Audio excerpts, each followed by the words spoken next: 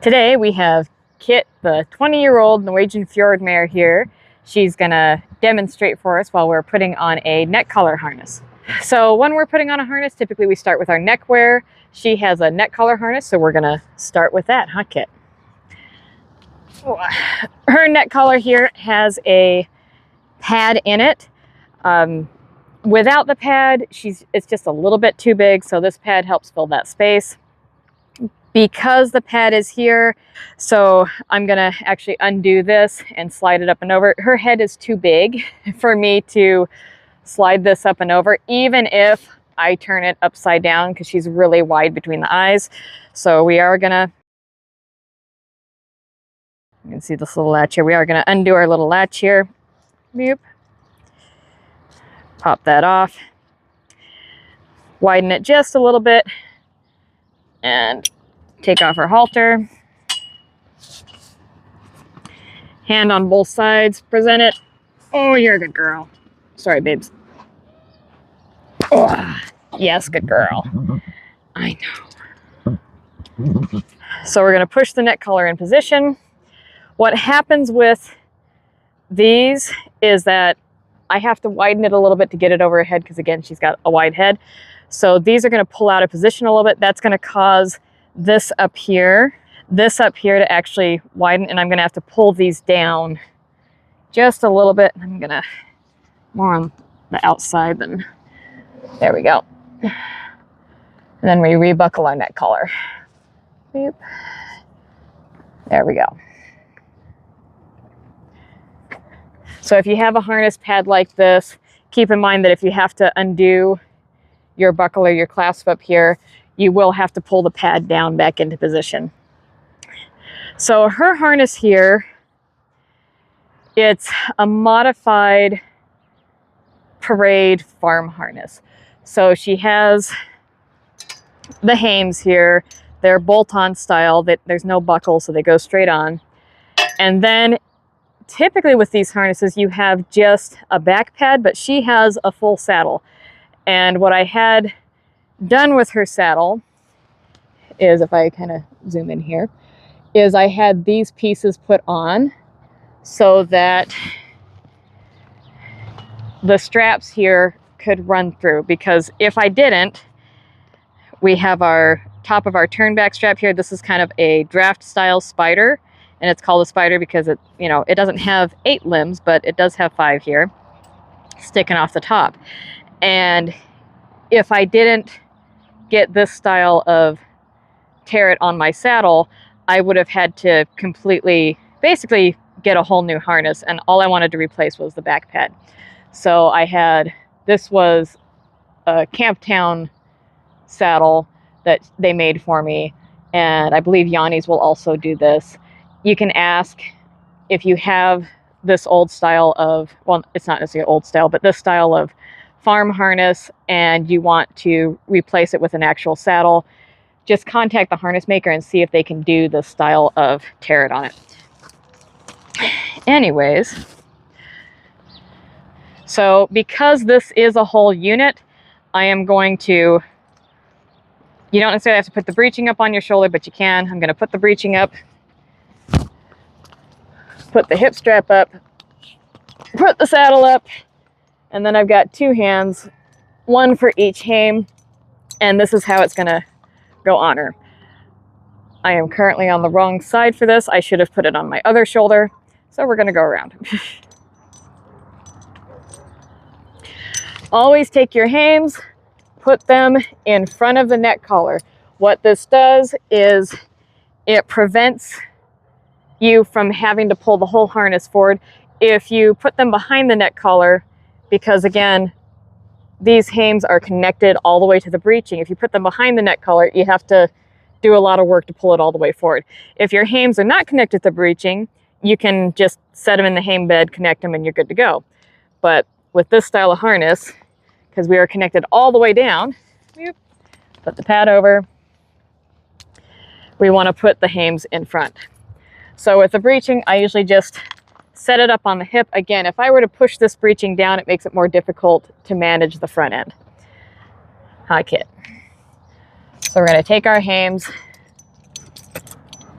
put them in our hame bed. What are you doing? Okay. And what I usually do is I take my hand on each side, I kind of feel with my fingers where I am in relationship to my wear pad and be sure I'm even and square.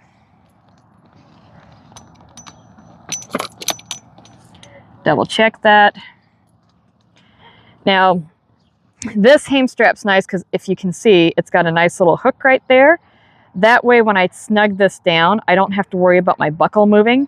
So this is a nice feature to have on your hame straps if you're having to do them and undo them. And I realize that in some instances, some people leave their hames on their neck collars. Great, good for them. With this, I can't, if I leave my hames on the neck collar, I have the whole harness plus the hames plus the neck collar that I'm having to hang on something. So I always just take my hames off.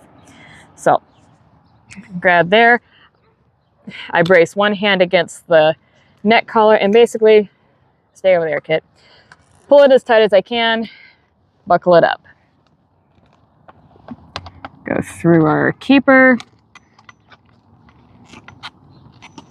I used to wonder why hame straps were so long, and then I realized it's so that you can actually tighten them. Because if you have a little bit more grip, it goes better. All right. So we have our hame secured. Neck wear is done. I'm going to set my saddle where it actually belongs, which is behind her shoulder blade, behind the wither, on the flat of her back. You don't want to put it up here too far because then your saddle is going to be tilting backwards and you're not going to have even distribution of the pressure. So unlike a riding saddle that you want 1 to 2 fingers behind the shoulder blade, your driving saddles almost a lot of times is almost a full hand, and part of that depends on the shape and size of your horse's withers. If they've got withers that go far back, you're going to be putting it further back. But basically, wherever the flat part of the back is, that's where it sits. All right, we're going to do up our girth here.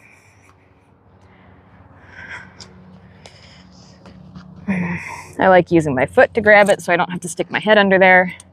This girth has elastic on it.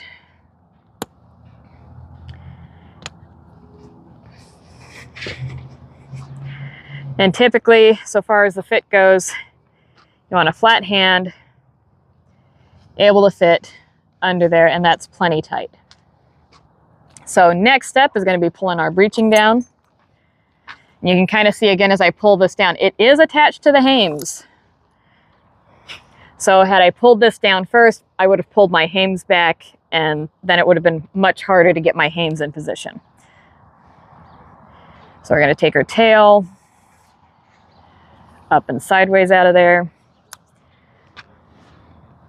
And again, with this style harness, because this is attached to the hames, sometimes you may find that you need to pull on this to kind of set your neck collar in position, and then you can get your crupper set in the appropriate place. Okay, there we go. So getting our crupper on, we're going to undo our buckle up here.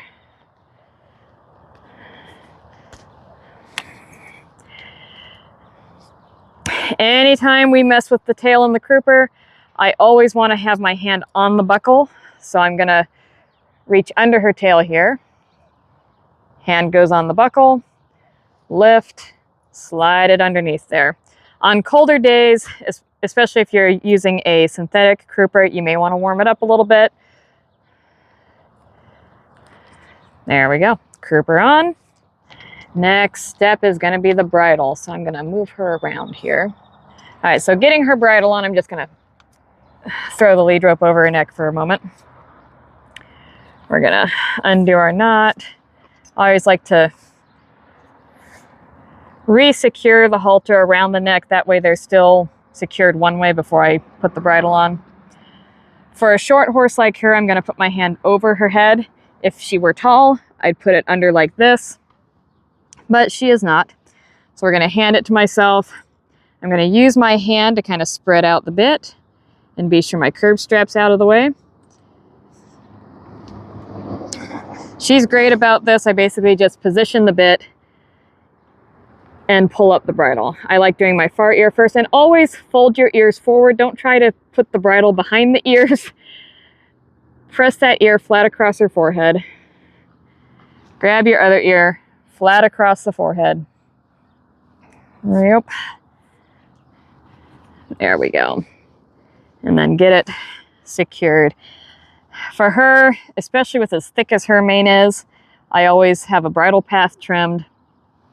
And for her forelock, I know there's always a question about what to do with the forelock. Hers is kind of short and fluffy, so I usually just kind of leave it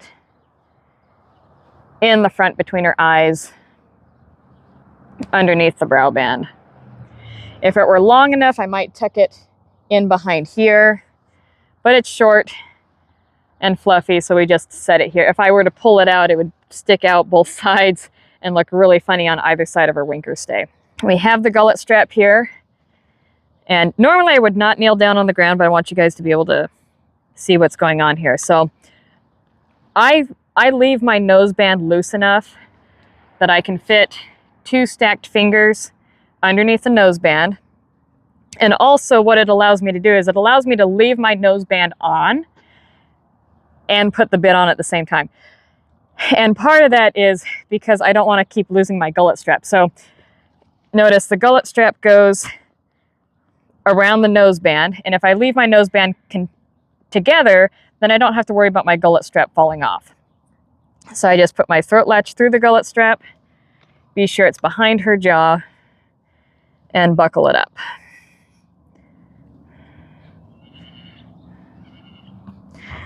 So the view from underneath here, you can see how that gullet strap pulls it forward between her cheeks a little bit. And if I've got this all the way down there, so it gives her a little bit more breathing room. I like doing 3 fingers from the side of her cheek. So I guess if I come over to this side, I should be able to fit 3 fingers flat out there.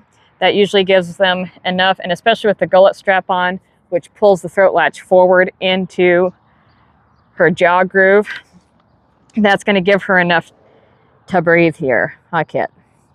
So you can kind of see how it pulls that forward, makes it more secure, makes it much more difficult for this to be pulled off. And we can snap that on, tie her back on here, and remove the halter. So at this stage, we will put our lines on, undo it from one terret, feed it through the rein ring, and for her, we just go on the snaffle setting here.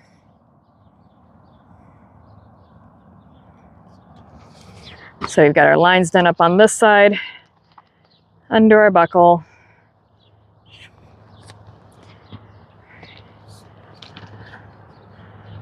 pull this out.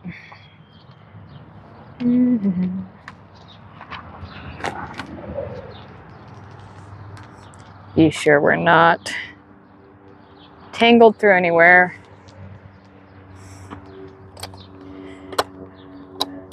Through our rein ring, on the hame, and then through our snaffle ring. And obviously this is a butterfly bit. We've got 2 additional options here if I want moderate or mild or moderate leverage. She goes fine on the snaffle setting, so we just leave her there. So the last thing would be the traces. Since we're walking over, I'm going to just leave them up here, but this is kind of the nice thing about hames is you can tie them up and set them up here and you don't have to worry about them dangling. But to get them off, just pop it right off there, untie the knot, and away you go. So now you're all harnessed, ready to go hook up.